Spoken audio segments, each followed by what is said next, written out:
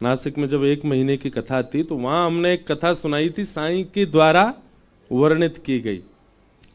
क्योंकि साईं मानसी में जाकर के लीलाओं का दर्शन करते थे। एक लीला साईं ने दर्शन की और वो बड़ी प्रसिद्ध लीला है। उस लीला का हमने नासिक में वाचन किया। तो लीला कैसे है, कईयों ने सुनी होगी कि एक बार साकेत में विराजमान श्री कौशल्या जी के मन में भाव आयो कि मैं गोलोक धाम में श्री यशोदा जी से मिलवे जाऊं। और वही समय श्री यशोदा जी के मन में भाव आयो कि मैं श्री कौशल्या जी से मिलवे साकेत जाऊं। क्योंकि जैसे वृंदावन यहां है ना, ऐसे नित्य गोलोक धाम है, ऐसे ही अयोध्या की तरह नित्य साकेत धाम है। वहां नित्य राम कृष्ण लीला, रामलीला चलती रहती है। अब हमारे ब्रज के रसिक जन तो कहमे कि गोलोक धाम कहीं आकाश में नहीं है। यही वृंदावन को भजते भजते भजते भजते निज वृंदावन में प्रवेश है जाएगा, वही गोलोक धाम है। मतलब हमें ये संसारवाद दिख रहा है, हमें कचौरी दिख रही है, लस्सी दिख रही है, हमें गरी दिख रही है, हमें घूमते फिरते इंसान दिख रहे हैं, ये अभी वृंदावन है। लेकिन यही को भजते भजते भजते भजते एक समय ऐसी स्थिति आएगी कि यही वृंदावन निज वृंदावन में परिवर्तित हो जाएगा। वह निज वृंदावन में प्रकाश लाइट नहीं है, वह निज वृंदावन में आधुनिक कोई वस्तु नहीं है, उस निज वृंदावन में संसार के लोग नहीं है। वह निज वृंदावन में श्री बिहारी जी मूर्तिमंत होके नहीं खड़े, निज वृंदावन में बिहारी जी भी चलते फिरते दिखाई देंगे। निज वृंदावन में श्री राधा रमण जी को दर्शन करवे जाओगे तो आज राधा रमण जी ऐसे खड़े हैं, पर निज वृंदावन में जब राधा रमण जी को दर्शन करोगे तो कहो तो अपने सिंहासन पे और पाम लटका के बैठे होंगे और आपकी जाति पूछेंगे, अरे खारियात आओ, काले क्या आओ मेरे काजे। निज वृंदावन में तो सचल श्री ठाकुर जी के दर्शन है। निज वृंदावन में श्री हरिदास जी महाराज, हितवंश महाप्रभु, रामानुज स्वामी जी महाराज, रामानंदाचार्य जी, भक्तिमती मीराबाई, सूरदास, कुमन, ये सब हैं वहां आज भी। वही निज वृंदावन श्री गोलोक धाम है। तो एक दिन साईं को मानसी में दर्शन हुआ कि कौशल्या मैया के मन में भाव आयो मैं यशोदा जी से मिलवे गोलोक धाम जाऊं, और यशोदा जी के मन में भाव आयो मैं कौशल्या जी से मिलवे साकेत जाऊं। और यहां दोनों ने अपने लाला गोद में उठाए। वहां कौशल्या जी ने श्री राम जी और यशोदा जी ने ठाकुर जी। दोनों जान लगी और बीच रास्ता में ही दोनों उनकी भेंट है गई एक दूसरे से। आहा, जैसे ही दोनों मिली तो अपने लाला तो नीचे छोड़ दिए, एक दूसरे को हृदय से लगाने लगी, आपस में बैठ के वहीं सघन कुंज में बतियान लगी। और यहां दोनों लाला बिल्कुल एक जैसे, एक जैसी पीतांबरी पहनी है, एक जैसी पाग पहनी है, एक जैसा श्रृंगार है, एक जैसे नेत्र हैं, एक जैसी नासिका, एक जैसी ओष्ठ, एक जैसी माला। आज ठाकुर जी ने जो माला पहनी वैसी माला राम जी ने भी पहनी है। यहां दोनों बालक भी खेल रहे, बालक दोनों नहीं खेल रहे हैं, केवल कन्हैया खेल रहे हैं। राम जी तो चुपचाप बैठे हैं। कन्हैया कभी उनके कान पकड़ ले, कभी उनके हाथ पकड़ ले, न खेलो मेरे संग। ऐसी लीला चलन लगी। इतने में शाम है गई और शाम ऐती कौशल्या जी बोली, अच्छा बहन फिर मिलेंगे, अब हम चलें। हाँ हाँ आप चलो, मैं हूं चलूं, घर जाके बड़े काम करने, लाला माखन मिश्री खवानी है, भूखो रोवेगो नहीं तो। और दोनों मैया आकर के जैसे ही अपने बालकन को गोद में उठायो तो महाराज दोनों बालकन में अदला बदली है गई। राम जी को उठाए के तो ले गई श्री यशोदा जी और श्री गोपाल जी को उठा के ले गई कौशल्या जी। ये साईं को दर्शन हुआ मानसी में। जैसे ही दोनों बालक घर पहुंचे, ठाकुर जी भी देखो कैसे चतुर, यो नहीं बीच रास्ता में ही चिल्ला दे कि मेरी मैया तो वो गई, चुपचाप जा रहे, बोले ने देख के तो हम साकेत कैसे हो यार, ने उथल पुथल कर आऊं वहां पे। अब यहां ठाकुर जी जैसे साकेत पहुंचे राम बन के, तो राम जी तो बड़ी मर्यादा में रहमे। साकेत पहुंचते ही जैसे ही कौशल्या मैया ने ठाकुर जी को नीचे पधरायो, नीचे फर्श पे आते ही महाराज चौकड़ी मार के घुटमन घुटमन दौड़न लगे। वो तो कौशल्या मैया भूली ऐसा लगे कन्हैया से मिलके फुर्ती आ गई राम में, देख कैसे दौड़ रहा है। और महाराज दौड़ करके गए, राम जी के जितने खिलौना वहां धरे सबन को जोर जोर से बजाने लगे, और जैसे ही मन भर जाए सो वह तोड़न लगे। ये दृश्य देख करके अब साकेत में सब थोड़ा थोड़ा आश्चर्य कर रहे हैं, पर नजरअंदाज कर रहे हैं। राम जी ऐसी लीला करे ना है, कभी खिलौना तोड़े ना, बड़े आराम आराम से खेलें वो तो। महाराज पलना पकड़ करके चढ़ गए और खाली पलना कोई झुला रहे हैं ठाकुर जी। थोड़ी देर झुलाया, थोड़ी देर झुलावे के बाद ऐसी जोर से धक्का दियो पलना ऊपर से टूट के नीचे गिर गो। कौशल्या जी और दशरथ जी ने देख रहे हैं, बोले आज लाला कहा गए हो?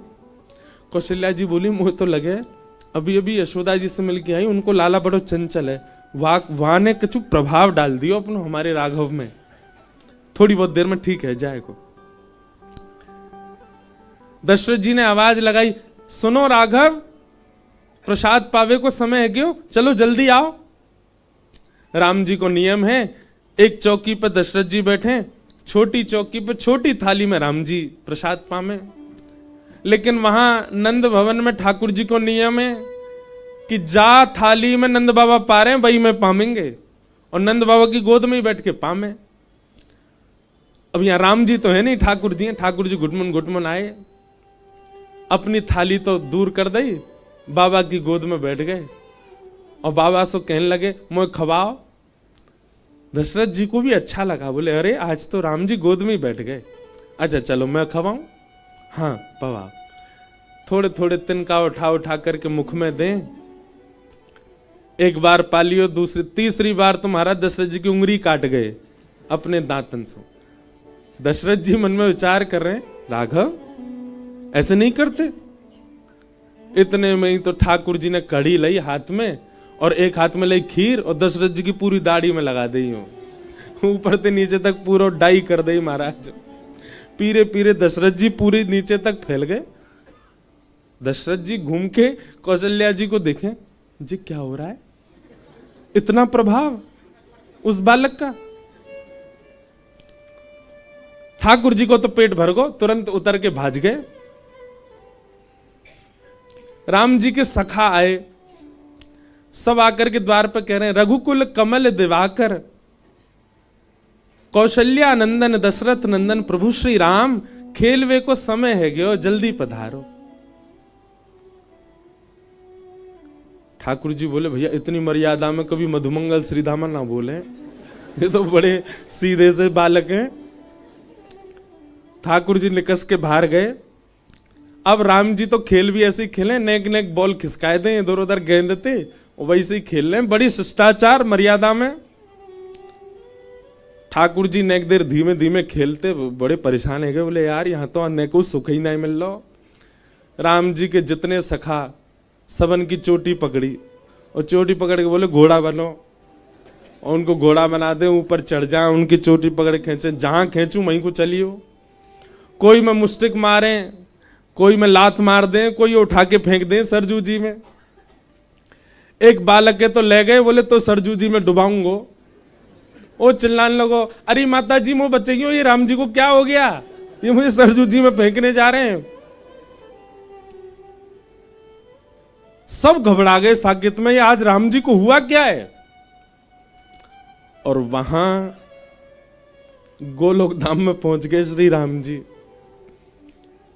यशोदा मैया ने जैसे ही अपनी गोद ते लाला उतारो, ठाकुर जी चुपचाप नीची नजर करके राम जी बैठे। दशरथ जी कह रहे हैं लाला, नंद बाबा कह रहे हैं लाला आजा भोजन पाले। राम जी चुपचाप उठ करके गए, बगल में जाके बैठ गए, प्रतीक्षा कर रहे हैं हमारी थाली लगे, छोटी सी में पाए। पर नंद बाबा ने तो उठाए के गोद में धल लिए, और एक हाथ से स्वयं पामे, वही से नेक कवल लेके राम जी अपना मुंह फेरे। ऐसे तो पावे की उनकी आदत ही ना है। नंद बाबा कहे लाला मुंह का फेरो, ले खोलिया, और मुंह पकड़ के जबरदस्ती खोल के पवाई दियो। राम जी के नेत्र में मोटे मोटे आंसू आ गए, बोले काहे रो भैया। ग्वाल बाल आ गए, मधुमंगल श्री दामा, तन सुखा मन सुखा धन सुखा। अरे लाला कहां को चलोगो, ए लाला चल, खेलवे को समय हो, जल्दी चल। ठाकुर जी बिल्कुल सीधे साधे चुपचाप बैठे हैं। मधुमंगल श्रीदामा ठाकुर जी को ऐसे देख रहे हैं जैसे कोई विचित्र प्राणी आ गए हो। मेरे लाला तो काहे को, तो इतना शांत काय को बैठो है, तेने अपने नेत्र नीचे काय कर रखे हैं। सीधाम बोलो, ऐसा लग रहा है जैसे यहाँ को ब्याह व्यवहार हो है का, कोई देख व्यवहार आ रहे हैं का। लाला तू ऐसा सीधो से बन काय को बैठो है। राम जी बेचारे बिल्कुल गुपचुप बैठे। श्री दामा मधुमंगल बोले, ऐसे ना माने को, या ले चलो उठाए के आज दारी के या जमुना जी में फेंके आमेंगे, माँ या को मछली खा जाएंगी फिर चिल्लावे को। राम जी बेचारे, ऐसा मत कीजिए आप लोग, ये सब आप क्या चर्चा कर रहे हैं, आप हमको यमुना जी में फेंकने क्यों जा रहे हैं। मधुमंगल सीधा, लाला ये कौन सी भाषा बोल रहा हो भैया, ये कौन सी भाषा है जी, हमारी ब्रज भाषा तो है ना। राम जी को पकड़ के ले गए और बाहर जाकर के राम जी को ही घोड़ा बना दिया, ऊपर मधुमंगल बैठ को, मधुमंगल के ऊपर श्रीदामा, राम जी की कमर। अरे भैया एक ही बैठ जाओ। श्रीदामा पकड़ के लाला ले गयो। यशोदा मैया ये छोरा काहे गो हमारे, इधन कौन सी तो भाषा बोल लो, समझ में ही ना आ रही है हमारे, ना ऊधम मचा रहो ना खेल लो, रो ही रो तब, और रो भी आवाज नहीं निकाल रहे, केवल आंसू निकल रहे हैं आके। यशोदा मैया तुरंत बैठी और बैठ करके श्री राम जी के नेत्रों में देखने लगी, तो राम जी नीची नजर करके खड़े। गौर से जब नेत्रों में देखा तो गंभीरता दिखाई दी। तुरंत कौशल्या जी, तुरंत यशोदा मैया बोली, राम। तुरंत ठाकुर जी बोल पड़े, हाँ मां। अरे ये तो भूल है गई मोते, ये तो कौशल्या जी को लाला आगो मेरे संग। अरे मैया जे का गो, हमने तो यहाँ के ऊपर चढ़ चढ़ के कमर तोड़ दी यहाँ की, हम तो यार जमुना जी में फेंकवे जा रहे, क्योंकि लाला तो जमुना जी में फेंकवे थोड़ी है, वो तो दूसरे ने फेंक दे। मैया इन्हें वापस कर आओ, बेचारी इनकी मैया चिंता कर रही होंगी। यशोदा मैया बोली, मोया की मैया की चिंता ना, मुझे यूं लग रही है साकेत में का बवा ले रहे होगो, वो बंदर पहुंच गो वहां पे, मुंह तो बाकी लग रही है वहां का कर दिया होगा वहां पे। तुरंत राम जी को गोद में उठा करके यशोदा मैया दौड़ी, और वहां महाराज कोई के हाथ टूट गए, कोई के पाम में घाव है गो है, कोई के बाल खींच लिए नोच लिए, कोई दो सिपाही ऐसे हैं वो खिलावे गए ठाकुर जी को, उनकी बड़ी बड़ी दाढ़ी, दोनों उनकी दाढ़ी में गांठ मार दी और दोनों छूटे ही नहीं पा रहे हैं एक दूसरे से। पूरी साकेत में बवाल है गयो महाराज। कौशल्या मैया ने लाला उठाए, लाला उठा करके दौड़ी, बीच रास्ता में दोनों मिल गई। जैसे ही दोनों मिली, यशोदा मैया बोली, अरे बहन ये तो कैसो काम भयो आज, दोनों बालक अदला बदली है गई, लो पकड़ो अपने माटी के मत होना, बैठो ही रे, कछु करे ही ना है जे, तो हम बे ना बोले ना डोले ना चले फिर कछु ना करे, आंख नीचे करके बैठो ही रे, रोवे भी चुपचाप है, बस आंसू ने निकारे, आवाज ही ना है सुनी पूरे दिन आते या की। कौशल्या मैया बोली, तुम भी पकड़ो अपने बंदर है, जे शांति ही ना है बैठे, पूरी साकेत में हल्ला करे आयो है। ऐसा दृश्य सबरे खिलौना तोड़ दिए राम जी के। दोनों बालकन को जैसे ही नीचे पधरायो, यहाँ राम कृष्ण दोनों एक दूसरे को हृदय से लगा रहे हैं, और कौशल्या मैया और जानकी जी एक दूसरे को हृदय से लगा रही हैं।